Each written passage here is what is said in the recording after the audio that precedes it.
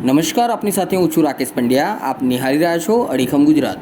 મહીસાગર જિલ્લાના ખાનપુર તાલુકાના બાણપુર ગામે ગતરોજ 21 જૂનના રોજ બે ભાઈના મકાનમાં આગ લાગવાનો બનાવ બન્યો હતો, જેમાં ઘરમાં રહેલ તમામ ઘરવખરી બળીને ખાખ થઈ જતા પરિવાર મુશ્કેલીમાં મુકાયો હતો.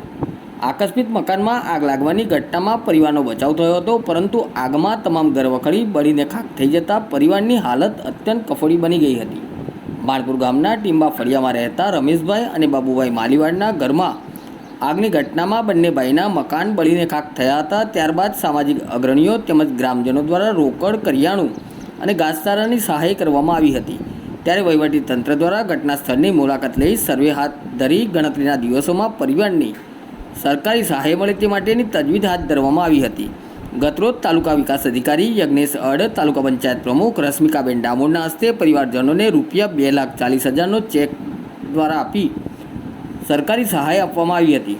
બંને ભાઈઓને 1,20,000 અને 1,20,000 મળી કુલ ₹2,40,000ની સહાય આપવામાં આવી હતી.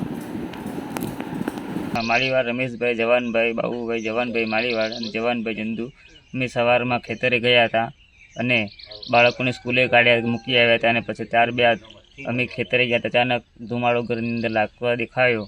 ત્યારબાદ અમે ગામને થોડી બૂમ પાડી, ત્યારે ગામજનો દોડી આવ્યા અને ફાયર બ્રિગેડથી આગ ઓલવવાનો પ્રયત્ન કર્યો. ગામ વડીલોનો આભાર માનીએ એટલું ઓછું છે. અને બીજું કે સરકારને જેટલી વહેલી તકે અમને સહાય આપી એનો આભાર માનું તો એ ઓછું કહેવાય. અને ગામજનોએ થોડો સહકાર વધારે કર્યો અને જિલ્લાના, તાલુકાના અને દરેક ગ્રામજનો સાથે મળીને આ ચોમાસાની સિઝનમાં જેટલું કામ વહેલું કર્યું એટલું તેનો આભાર માનવામાં આવે છે.